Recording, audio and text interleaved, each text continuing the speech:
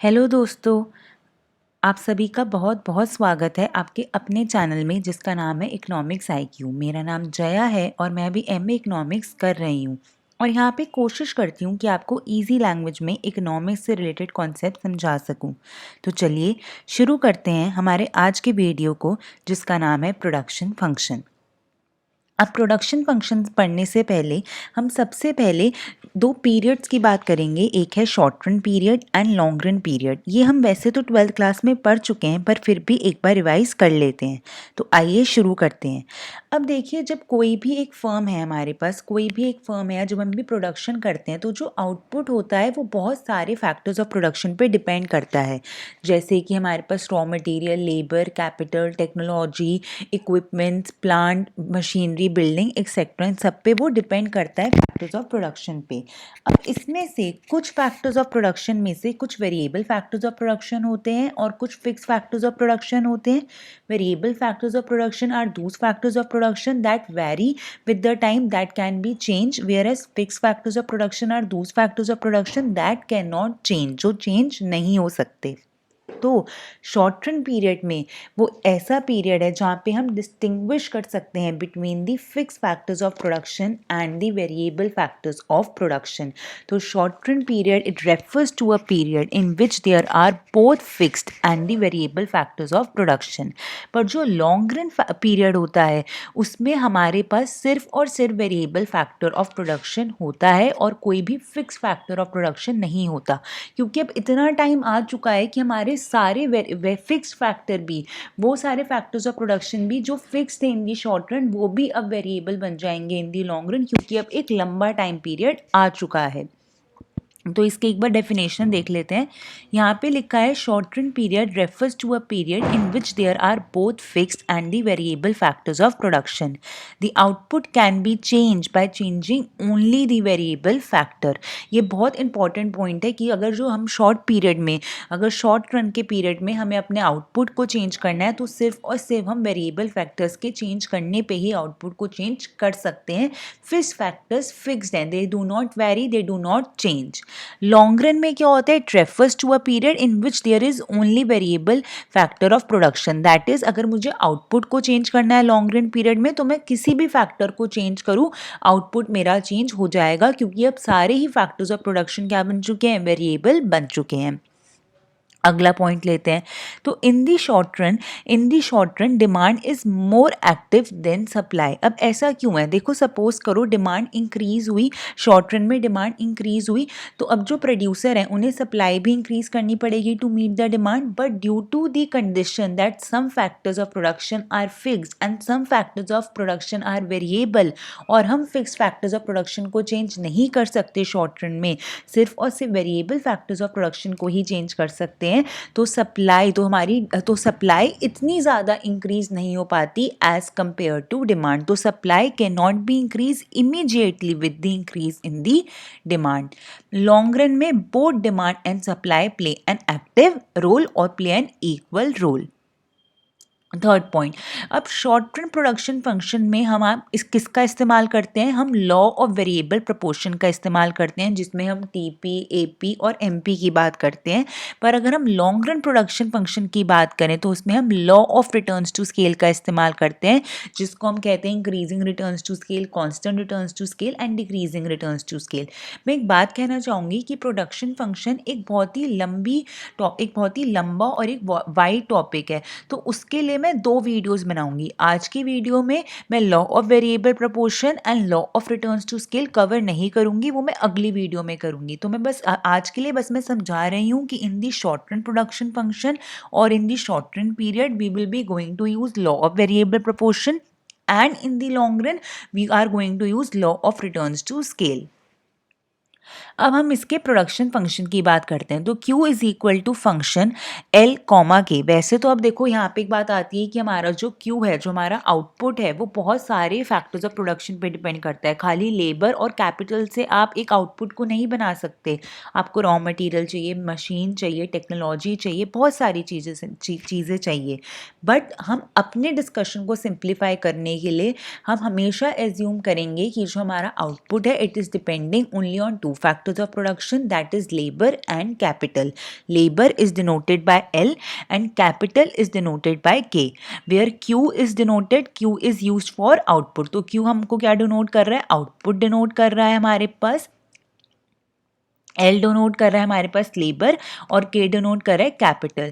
अब अगर short run period होगा तो हमारा जो एल और के में से कोई एक फैक्टर ऑफ प्रोडक्शन कांस्टेंट होगा. तो हम एज्यूम करें कि वो के कांस्टेंट है और तभी के ऊपर क्या दी गई है? एक बार दी गई है. तो Q is equal to function bracket L comma K bar. Long run period में क्या है कि Q is equal to function L K, मतलब दोनों ही फैक्टर्स ऑफ प्रोडक्शन क्या हो चुके हैं? They have become variable. Now we can change any of the factor of production. We can change either labor or we can change capital. We can change even both depending upon the different situation. तो short run period और long run period का difference होना बहुत बहुत बहुत important है, उसको समझना बहुत important है, क्योंकि ये cost में भी आता है. cost में भी हमारे पास short run cost और long run cost होती है और production function में भी ये useful है, क्योंकि हमारे पास short run production function है और long run production function है.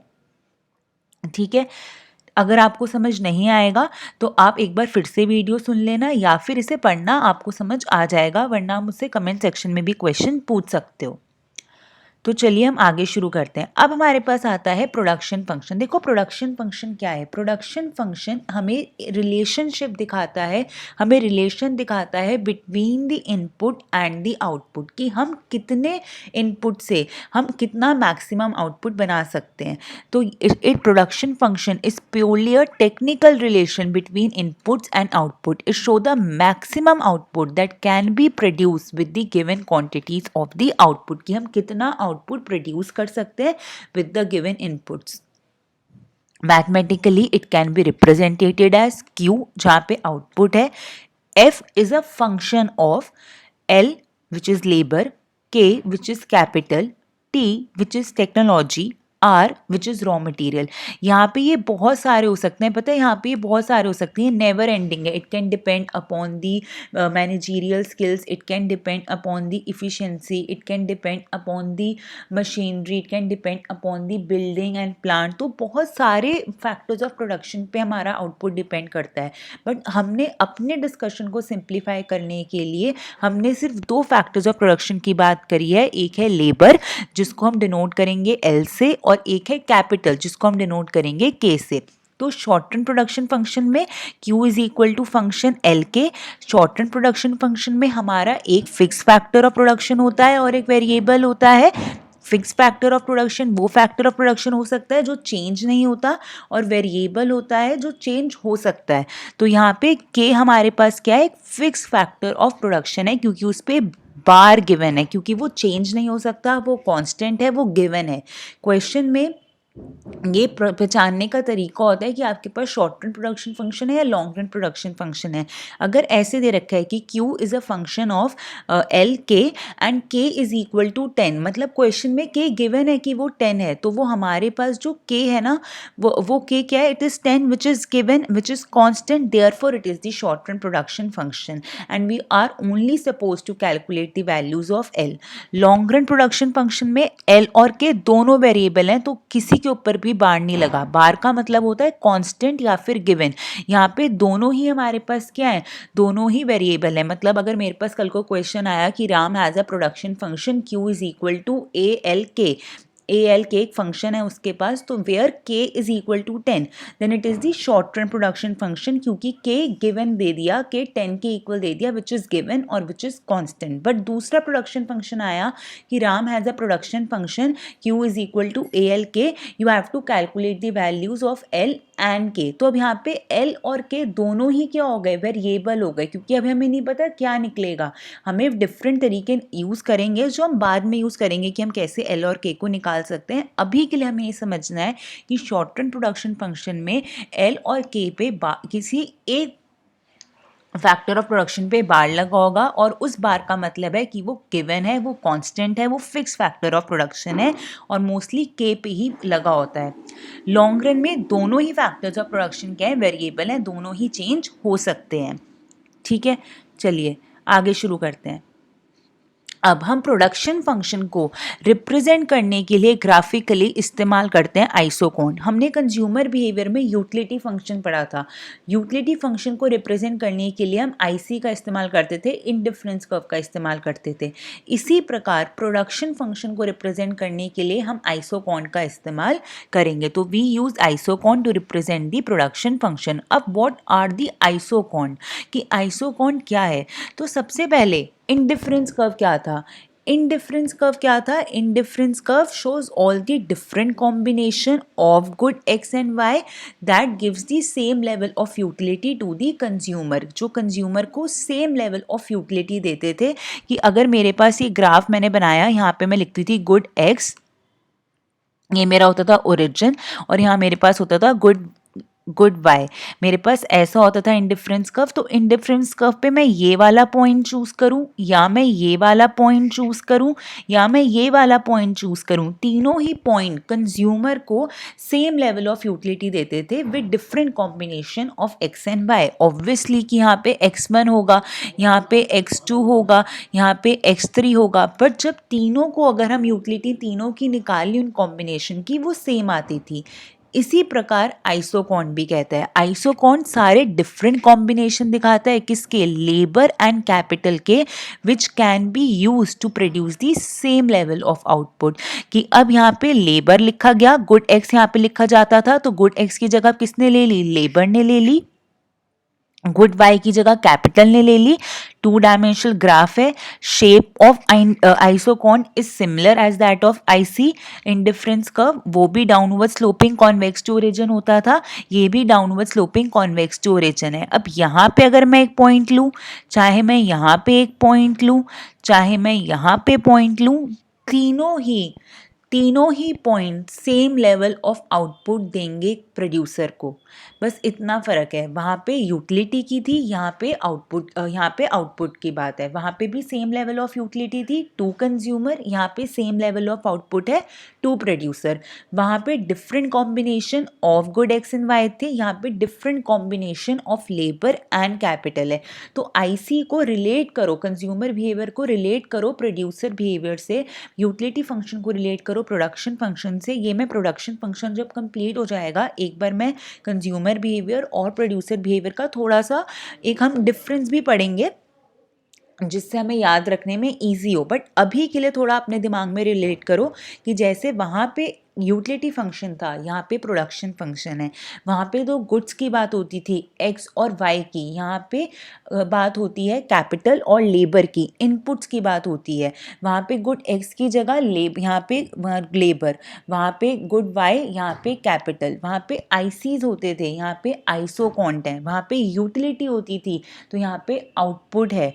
इंडिफरेंस कर्व क्या दिखाते थे? They show the different combination of two goods, that is good X and good Y, that give the same level of utility to the consumer. Isoquant क्या दिखाते हैं? They show the different combination of inputs, that is labour and capital, that produces the same level of output. ठीक है, चलिए आगे चलते हैं। अब आती है प्रॉपर्टीज़ ऑफ आइसोकॉन। देखो प्रॉपर्टीज़ ऑफ आइसोकॉन भी बहुत बहुत सिमिलर है as with the properties of indifference curve. तो सबसे पहले आती है कि हमारे पास प्रॉपर्टी ऑफ आइसोकॉन में आइसोकॉन आर डाउनवर्ड स्लोपिंग। कि आइसोकॉन डाउनवर्ड स्लोपिंग कैसे? देखो हमने ग्राफ क्या बनाया था आइसोकॉन का, यहाँ पे हमने लिखा था labour which is denoted by L, क्या यहाँ पे वाई एक्सिस पे लिखा था capital which is denoted by के, यहाँ पे हमारे पास था ओरिजिन, और ऐसा था हमारा आइसोकॉन। क्या था? ऐसा था हमारा एक isoquant. It is a downward sloping isoquant. तो it means that if a firm want to use more of labour, then it must use less of capital to produce the same level of output or to remain on same isocon। वहीं पे indifference curve भी downward sloping क्यों था? क्योंकि अगर consumer को same level of utility चाहिए, तो अगर उसे ज़्यादा वो एक्स कंज्यूम कर रहा है तो उसे कम वाई कंज्यूम करना पड़ेगा, so as to remain on the same level of utility और so as to remain on the same indifference curve. Isoquant में क्या हो रहा है कि isocons are downward sloping. It means that if a firm want to use more of a labor, then it must use less of capital to produce the same level of output or to remain on the same isocon. एक बार please consumer behaviour की आईसीज़ की, मैंने IC की तो वैसे video नहीं बनाई थी, बट अगर आपको इंडिफरेंस कर्व भी समझना है तो आप मुझे कमेंट सेक्शन में बता देना, मैं उसकी वीडियो बना दूंगी। बट आप, अगर आपके पास कोई बुक है या फिर आपने 12th क्लास में भी हमने इंडिफरेंस कर्व पढ़ा था, तो उससे आप रिलेट करो कि इंडिफरेंस कर्व क्या कहता है और आइसोकॉन्ट क्या कहता है। फ़र्क बस इतना ही है कि वहाँ पे यूटिलिटी फंक्शन की बात होती है, यहाँ पे प्रोडक्शन फंक्शन की बात होती है। वहाँ पे यूटिलिटी होती है, यहाँ पे आउटपुट होता है। वहाँ पे दो गुड्स होते हैं, गुड एक्स एंड वाई। यहाँ पे दो इनपुट होते हैं, लेबर एंड कैपिटल। यहाँ वहाँ पे इंडिफरेंस कर्व होता था, यहाँ पे आइसोकॉन्ट होते थे। इंडिफरेंस कर्व दिखाते थे two different combination of good X and Y that gives the same level of utility to consumer. और आइसोकॉन्ट डिफरेंट कॉम्बिनेशन दिखाते हैं of inputs that give the same level of output for the producer. जो properties थी indifference curve की वो भी चार ही थी कि वो डाउनवर्ड स्लोपिंग होता है, वो कॉन्वेक्स टू ओरिजिन होता है, higher indifference curve represent higher level of satisfaction, and two indifference curve and never intersect each other. वही सारी प्रॉपर्टीज़ आइसोकॉन्ट की हैं। तो आइसोकॉन्ट की भी वही सारी प्रॉपर्टी हैं कि आइसोकॉन्ट डाउनवर्ड स्लोपिंग है, वो कॉन्वेक्स टू ओरिजिन है, वो कभी भी दो आइसोकॉन्ट कभी भी आपस में इंटरसेक्ट नहीं करते, and higher isoquant represent the higher level of input combination. तो ये सारी प्रॉपर्टी सेम है, बस कुछ चीज़ों का फ़र्क है कि वहाँ पे गुड एक्स की जगह अब यहाँ पे लेबर आ गया है, गुड वाई की जगह कैपिटल आ गया है, यूटिलिटी की जगह आउटपुट आ गया है, आइस इंडिफरेंस की जगह आइसोकॉन्ट आ गया है।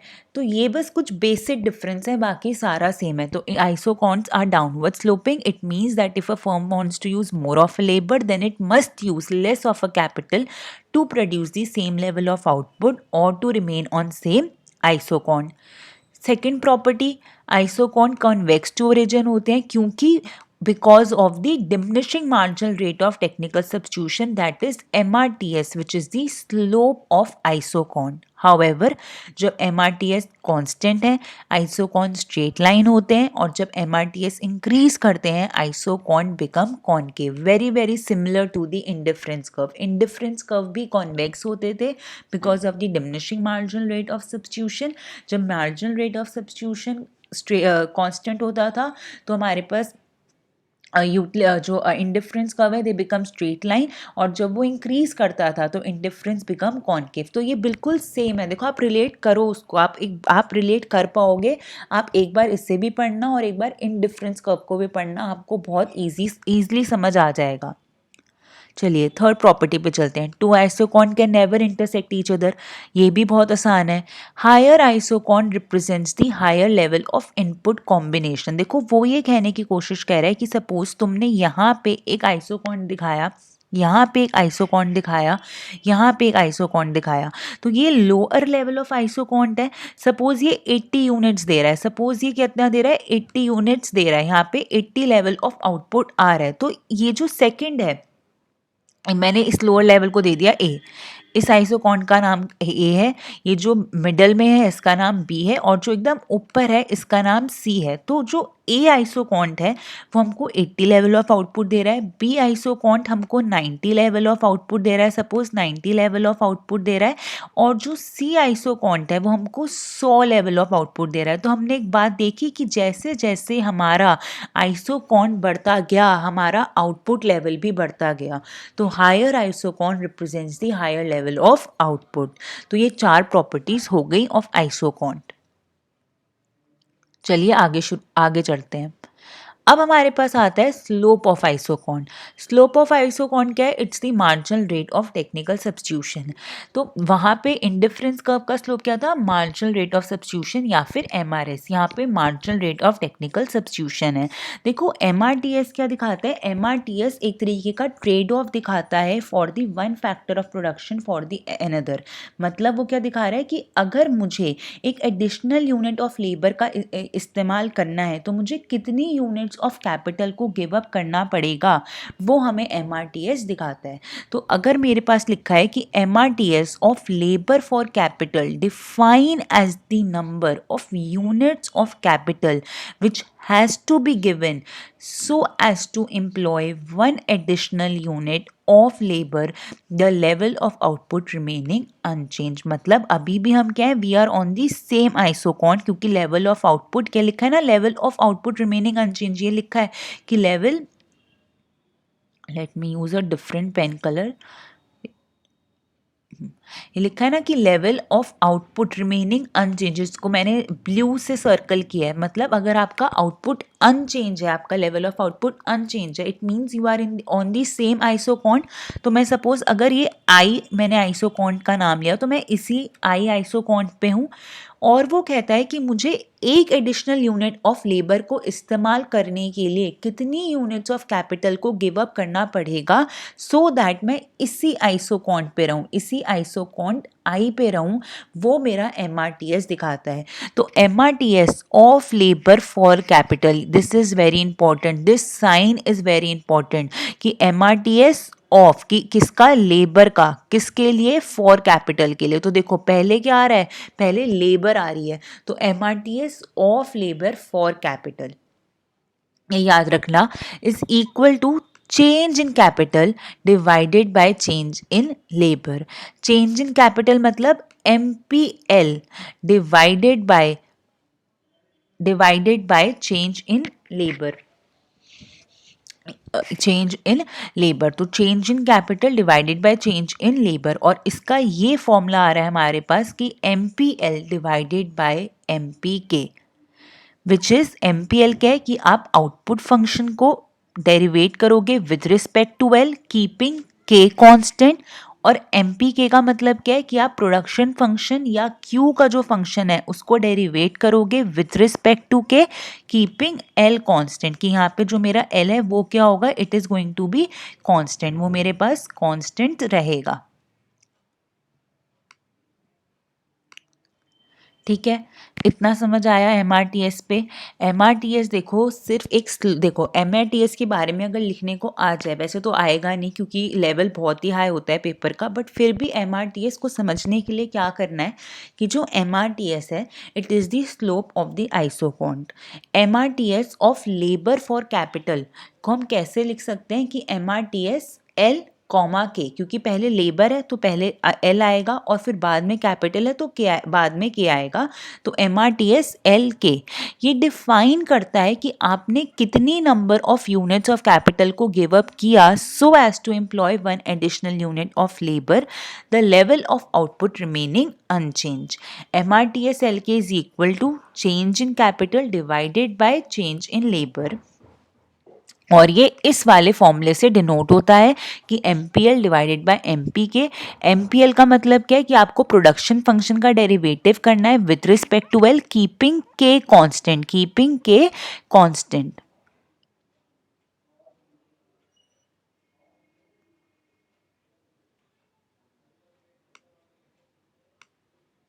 ठीक है, और MPK क्या है कि आपको प्रोडक्शन फंक्शन को डेरिवेटिव करना है with respect to K keeping L constant. तो ये मेरे पास MPL और MPK था। ठीक है, अब चलिए हम आगे देखते हैं। अब वो कहते हैं कि MRTS डिमिनिशिंग क्यों है। देखो हमने पढ़ा था कि जो MRTS है वो डिमिनिशिंग होता है तभी हमारा आइसोकॉन कॉन्वेक्स होता है। इसी प्रकार अगर MRTS एक कांस्टेंट आ जाए तो जो आइसोकॉन्ट है वो स्ट्रेट लाइन हो जाएगा।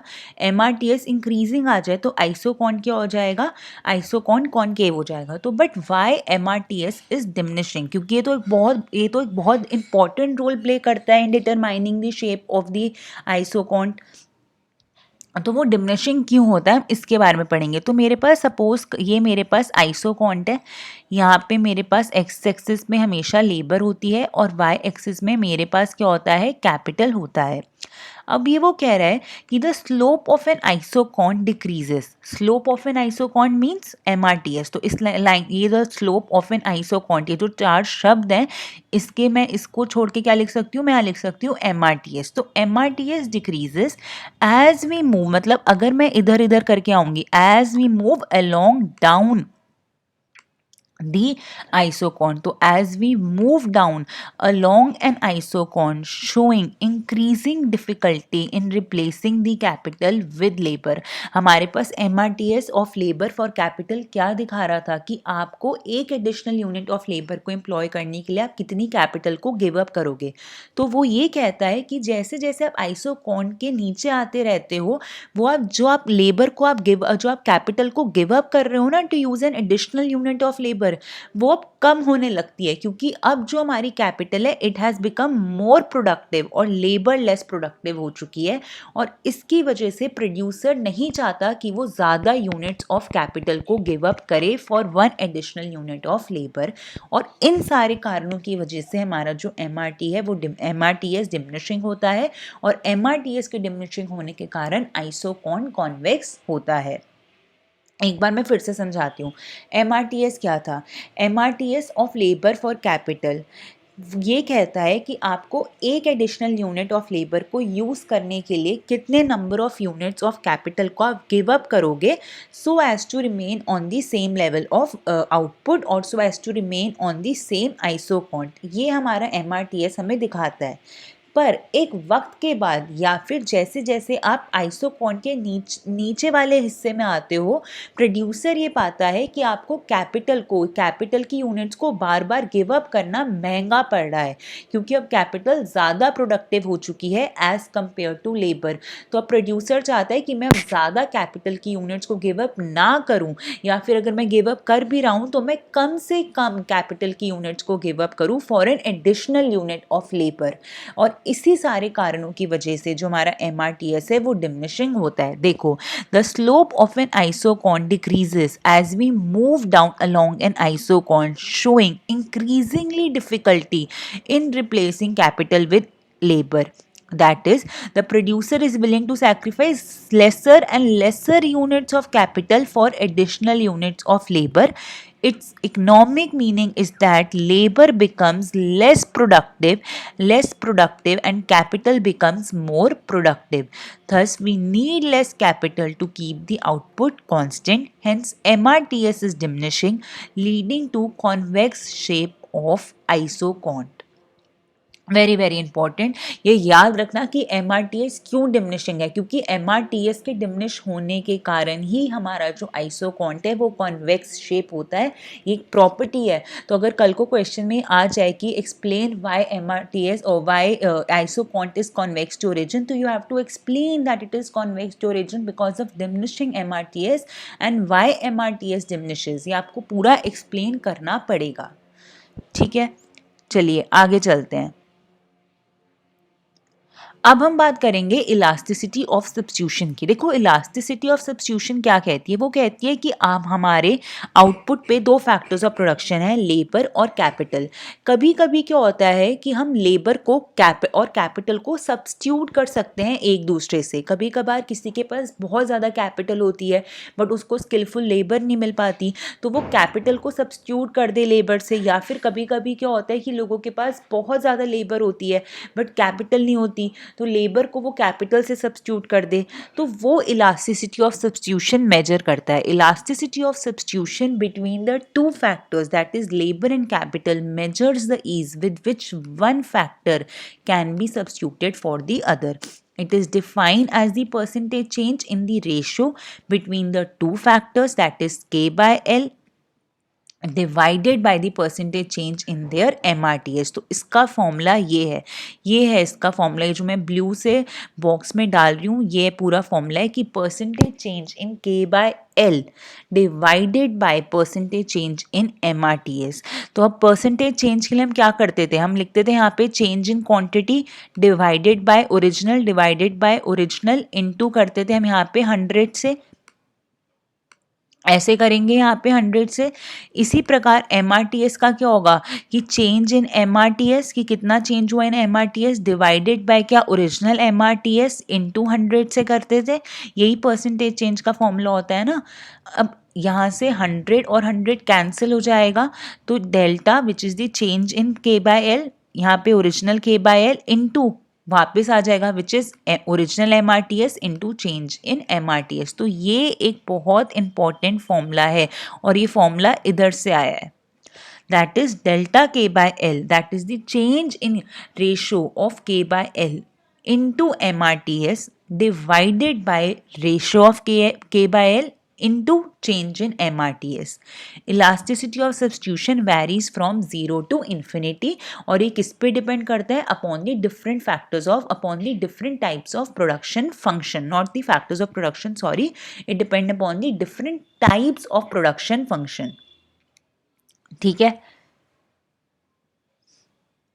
चलिए अब हमारे पास 4 प्रोडक्शन फंक्शन है, हम उनको एक एक डिटेल में पढ़ेंगे. सबसे पहला है लीनियर या फिर परफेक्ट सब्स्टिट्यूट प्रोडक्शन फंक्शन, दूसरा है हमारे पास फिक्स्ड या फिर परफेक्ट कॉम्प्लीमेंट प्रोडक्शन फंक्शन, तीसरा है हमारे पास कॉफ-डॉगलस प्रोडक्शन फंक्शन, और जो हमारे पास फोर्थ है वो है सेस प्रोडक्शन फंक्शन. तो सबसे पहले हम बात करेंगे लीनियर या फिर परफेक्ट सब्स्टिट्यूट प्रोडक्शन फंक्शन की.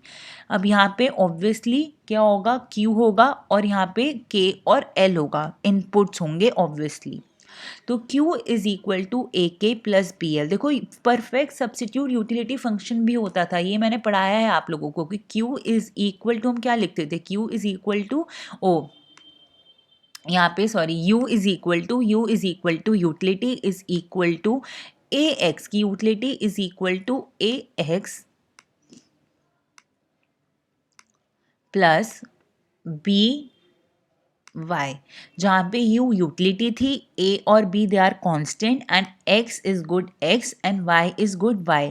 यहाँ पे अब x की जगह किसने ले ली है? लेबर ने ले ली है. y की जगह किसने ले ली है? कैपिटल ने ले ली है. और यूटिलिटी की जगह किसने ले ली है? आउटपुट ने ले ली है, विच इज Q. और A और B तो अभी भी हमारे पास कांस्टेंट है. तो अब हमारे पास जो परफेक्ट सब्स्टिट्यूट प्रोडक्शन फंक्शन है या फिर जो लीनियर प्रोडक्शन फंक्शन है वो क्या हो गया कि Q is equal to A L plus B K या फिर ए के प्लस बी एल, कुछ भी लिख सकते हो, दोनों में फ़र्क नहीं है क्योंकि ए और बी दे आर कॉन्स्टेंट. ठीक है, MRTS निकालेंगे विच is MPL divided by MPK. MPL क्या होता था कि इस पूरी टर्म का हम डिफ्रेंशिएट करेंगे with respect to L keeping K constant, कि K is going to act as a constant. तो अब मैं K कांस्टेंट है, A कांस्टेंट है, ये पूरी टर्म 0 प्लस B कांस्टेंट और L का डेरिवेटिव 1, तो यहाँ पे आ गया B. इसी प्रकार MPK क्या होता था? Derivative of this whole production function with respect to the capital keeping labour constant. तो अब ये पूरा BL कांस्टेंट हो गया और सिर्फ A के मेरे पास वेरिएबल बचा जिसमें K का डेरिवेटिव 1 होगा और A कांस्टेंट है तो वो एज इट इज, तो B बाय A आ गया विच इज कांस्टेंट और देयरफॉर आइसोकॉन क्या हो गया? एक स्ट्रेट लाइन हो गया.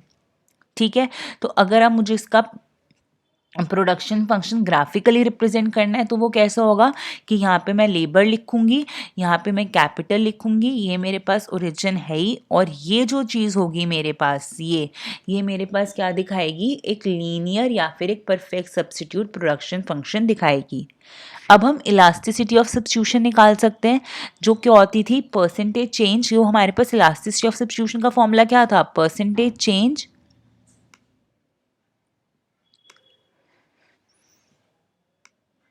in K in the ratio of K by L का percentage change, this whole divided by percentage change की this whole divided by percentage change in MRTS. के पूरा किससे डिवाइड होगा?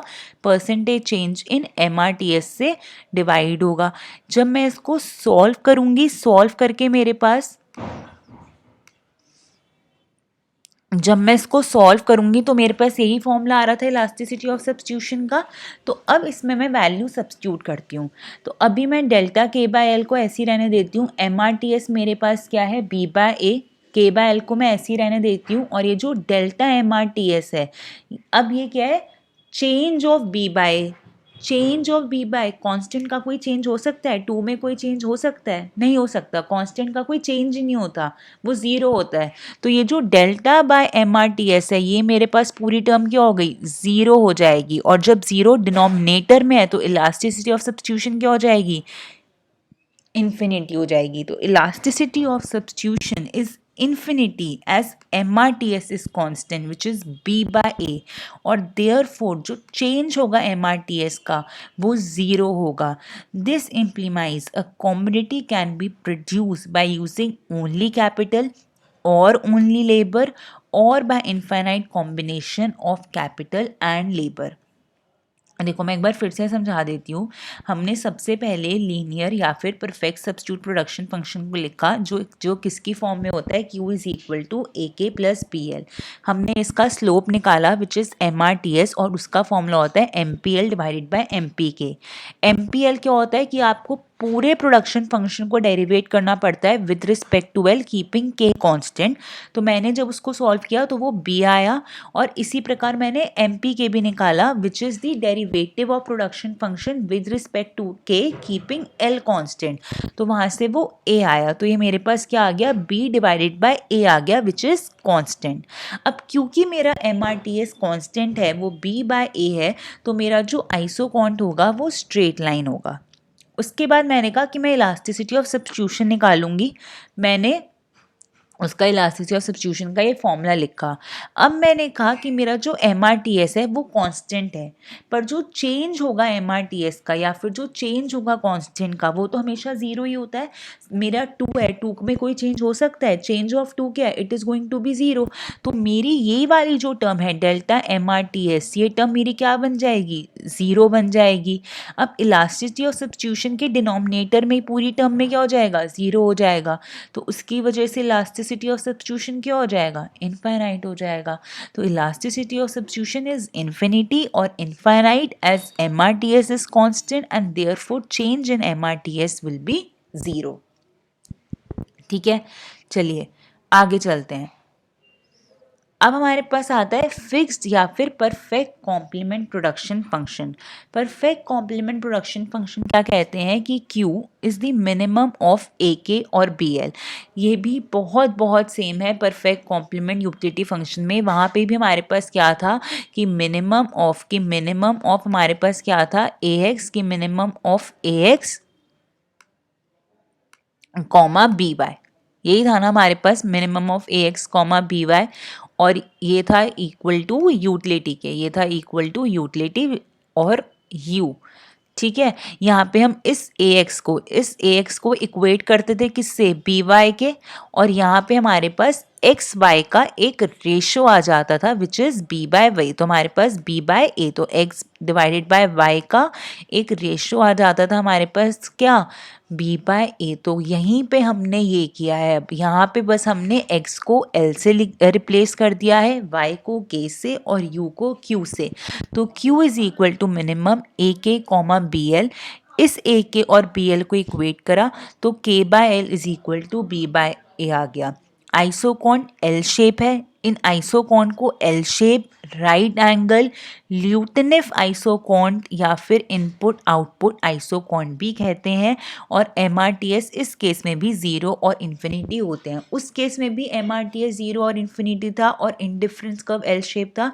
यहाँ पे भी MRTS ज़ीरो और इन्फिनिटी है और आइसोकॉन L शेप है. मतलब अगर मेरे को यहाँ पे आइसोकॉन बनाना है तो वो कैसा होगा कि यहाँ पे मैं लिखूँगी x एक्सिस पे लेबर, y एक्सिस पे मेरे पास कैपिटल होगा और ये जो चीज़ होगी मेरे पास this is my isoquant L shape isoquant. और सिंस वहाँ पे 40 डिग्री की लाइन होती थी तो मैं यहाँ पे एक ऐसे करके लाइन बना सकती हूँ क्योंकि अभी भी मेरे पास अगर A और B 1 1 हो तो मैं 45 डिग्री की लाइन यहाँ पे भी बना सकती हूँ.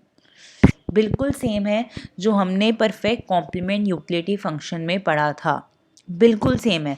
एक बार प्लीज़ वो वीडियो देखना, बहुत इजी हो जाएगा आपको ये वाली वीडियो समझना, ये वाले टॉपिक समझना. अब इलास्टिसिटी ऑफ सब्स्टिट्यूशन निकालते हैं इसकी. तो हमने वहीं से फिर हमने ये वाला फॉर्मूला लगाया. अब हमने कहा कि अब K बाय L का जो रेशो है वो कांस्टेंट है B बाय A और जो चेंज होता है कांस्टेंट का वो हमेशा ज़ीरो होता है. मतलब ये जो डेल्टा K बाय L है अब वो ज़ीरो है. अब ये ज़ीरो है तो पूरा न्यूमरेटर ज़ीरो हुआ और इसकी वजह से इलास्टिसिटी ऑफ सब्स्टिट्यूशन क्या हो गया? ज़ीरो हो गया. तो elasticity of substitution is zero as delta K by L is zero. It implies कि both labour and capital are added in a fixed proportion, मतलब कि हमें दोनों ही लेबर और कैपिटल चाहिए। हम ऐसे नहीं कर सकते कि हम लेबर को बढ़ाते रहें और कैपिटल को कम करते रहें, हम लेबर को सब्स्टिट्यूट कर लें प्लेस ऑफ कैपिटल, हम ऐसा नहीं कर सकते। हमें फिक्स क्वांटिटी ऑफ लेबर चाहिए, फिक्स क्वांटिटी ऑफ कैपिटल चाहिए। तो it implies that both labor and capital are added in fixed proportion. There is only one fixed proportion process is available. ठीक है, चलिए आगे शुरू करते हैं। अब हमारे पास आता है Cobb Douglas production function. Cobb Douglas production function Q is equal to K raise to power A L raise to power B. वहाँ पे हमारे पास क्या था, U is equal to X raise to power C, Q is equal to X raise to power C and Y is equal to and Y raise to power D. ये था हमारे पास। पर यहाँ पे अब क्या है, Q is equal to K raise to power A और L raise to power B. कुछ फर्क नहीं आया है, X की जगह L आ गया है, Y की जगह K आ गया है, U की जगह Q आ चुका है, CD की जगह हमने A भी लिख दिया है। आप चाहो तो आप CD भी लिख सकते हो, उसमें भी कोई प्रॉब्लम नहीं है, दे आर जस्ट कांस्टेंट। आप चाहे CD लिखो, आप AB लिखो, आप MN लिखो, आप कुछ भी लिखो, बट आपको पता होना चाहिए कि भाई वो कांस्टेंट है और उनका क्या इस्तेमाल होगा क्वेश्चन में। ठीक है, हमने MRTS निकाला इस फॉर्मूले से, which is MPL by MPK। MPL MPK का ये फॉर्मूला होता है, इसको यूज़ करके हमने ये निकाला। और आइसोकॉन्ट हमारे अब कॉन्वेक्स शेप आए। वो कॉन्वेक्स शेप क्यों आए, क्योंकि वहाँ पे अगर आपको याद हो MRTS, तो वो हमारे पास कुछ ऐसा, वहाँ पे x हमारा क्या आता था, डिनोमिनेटर में आता था, और जब हम x को इंक्रीज करते थे तो ये जो पूरा MRS है ये क्या होता था, ये डिक्रीज होता था, और इसकी वजह से इंडिफरेंस कर्व कॉन्वेक्स आता था। इसी प्रकार अब लेबर ने क्या ले लिया है, एक्स की जगह ले लिया है। तो अब अगर मैं लेबर को इंक्रीज करूंगी तो ये जो मेरा पूरा MRTS है ये क्या होगा, ये डिक्रीज होगा। और जब भी डिक्रीजिंग या फिर डिमिनिशिंग MRTS होता है, आइसोकॉन क्या होता है, it is convex in shape, वो कॉन्वेक्स इन शेप होता है। अब हम फिर से इसकी इलास्टिसिटी ऑफ सब्स्टिट्यूशन निकालेंगे। ये हमारे पास इस फॉर्मूला है, हमारे पास हमने यहाँ पे सब्स्टिट्यूट करा। MRTS मेरा BK बाय AL था, K बाय L को मैंने ऐसे ही रखा, तो ये डेल्टा अब यहाँ पे अब इसका चेंज इन MRTS क्या हो जाएगा, B by A constant, K by L variable है तो डेल्टा K बाय L। यहाँ से ये टर्म कैंसिल हो गई और यहाँ से ये वाली टर्म कैंसिल हो गई, पूरी B by A K by L और BK बाय AL, बात एक ही है, और इलास्टिसिटी ऑफ सब्स्टिट्यूशन 1 आ गया। बहुत इजी है, आप इसे एक बार खुद सॉल्व करना, आपको सब समझ आ जाएगा। और अगर आपको नहीं आता तो प्लीज़ मुझे मेल कर दो या फिर मुझे कमेंट सेक्शन में बता दो, मैं आपकी हेल्प कर दूंगी। पर थोड़ी हेल्प लेट हो पाएगी क्योंकि अभी मेरे भी कुछ इश्यूज चल रहे हैं और मैं उनमें बहुत ज़्यादा उलझी हुई हूँ। मुझे जैसे ही टाइम मिलेगा मैं सॉल्व करने की पूरी तरीके से कोशिश करूँगी।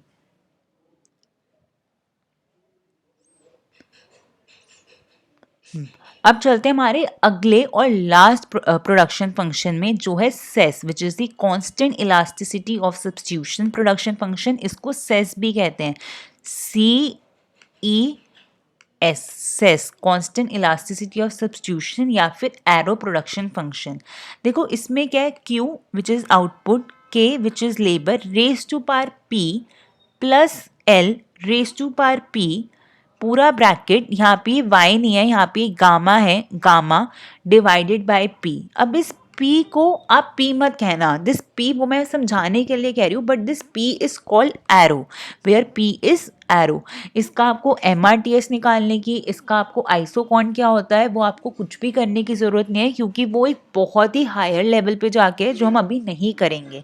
हम अभी इसका बहुत बेसिक पढ़ेंगे कि constant elasticity of substitution production function को हम एरो प्रोडक्शन फंक्शन भी कहते हैं।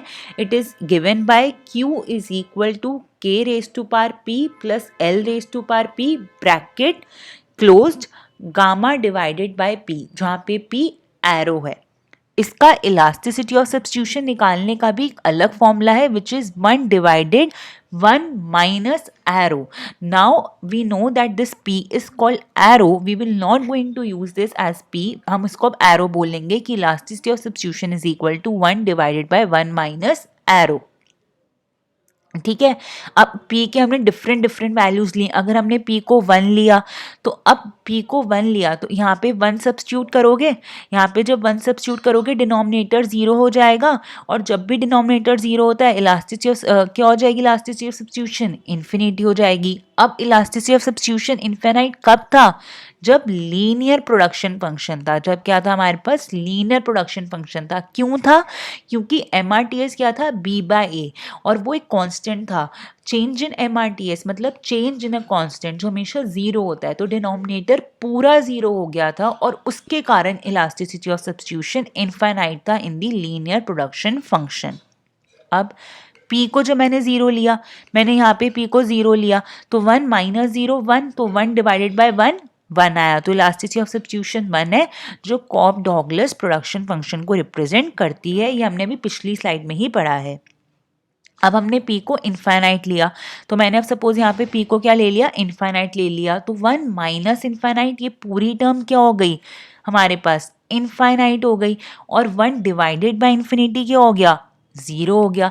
तो इलास्टिसिटी ऑफ सब्स्टिट्यूशन क्या हो गई, 0 हो गई, जो किसकी होती थी, फिक्स्ड प्रोडक्शन फंक्शन की होती थी, क्योंकि वहाँ पे k/L कांस्टेंट था।